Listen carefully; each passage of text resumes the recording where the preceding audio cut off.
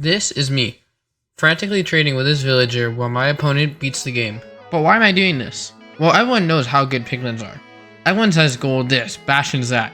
But everyone forgets the real goats, the villagers. I'm going to say it, emeralds are better than gold. Call me a hater, but it's just facts. Do you remember when Crayway got the 1.14 world record by trading with villagers? Do you know what 1.14 is? No, you don't, lol cow viewer, but I do. I remember the glory days when villagers were on top.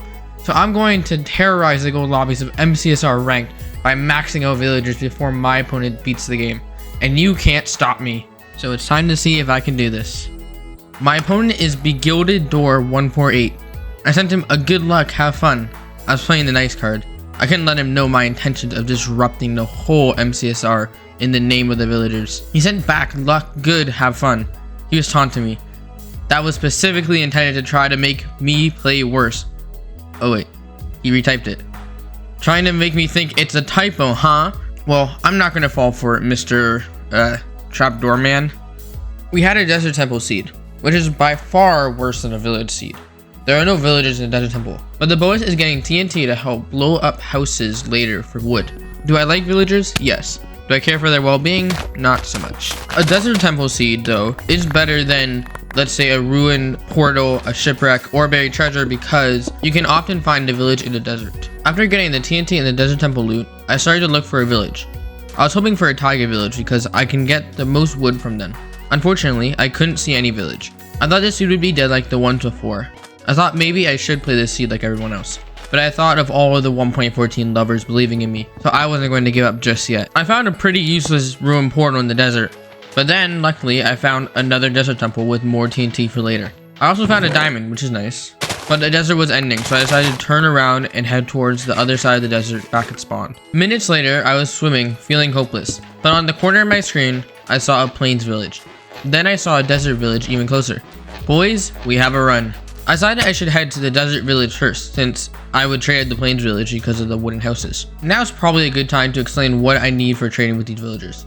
I decided that farmer villagers are the best to max because hay bales for wheat are easy to get at villages. And with the 20 wheat for 1 emerald trade, makes it very easy to get a good head start on the trading. But then the lack of emerald problem comes up because we need a lot of emeralds to max out the farmer villager. So that's where the TNT and the Fletcher villager come into play.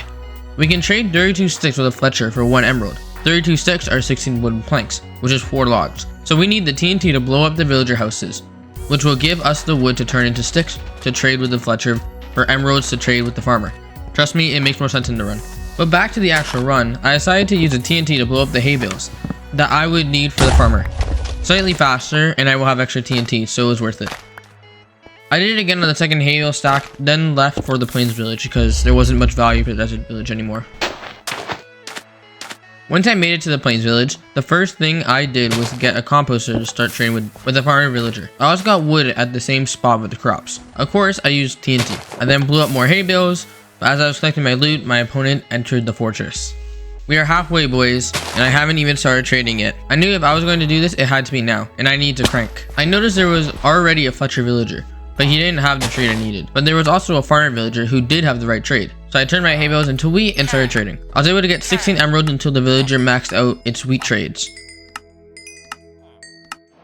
I then started to trade his emeralds back to him for apples, leveling up even more. I then traded for some cookies to level him up even more, but once I ran out of emeralds, I knew I had to get that Fletcher online. I slept for the first time in Minecraft Speedrun because I couldn't have my villagers dying to mobs.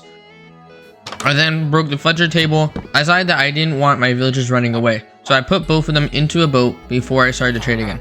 I then blew up my first house, which gave me some more wood to turn into planks, then into sticks, so I can get some more emeralds from the Fletcher villager to be traded with the farmer villager. This allowed me to crank.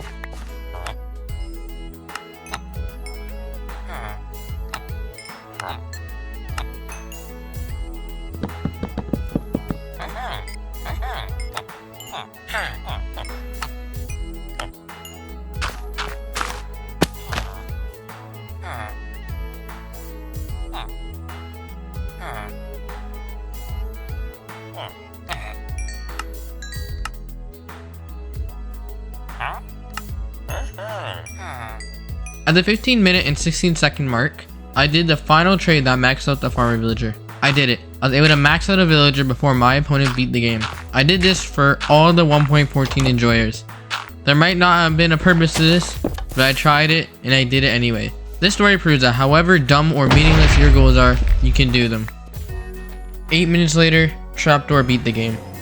Even though I lost, I completed my goal. I was able to max out a villager and I had fun trying.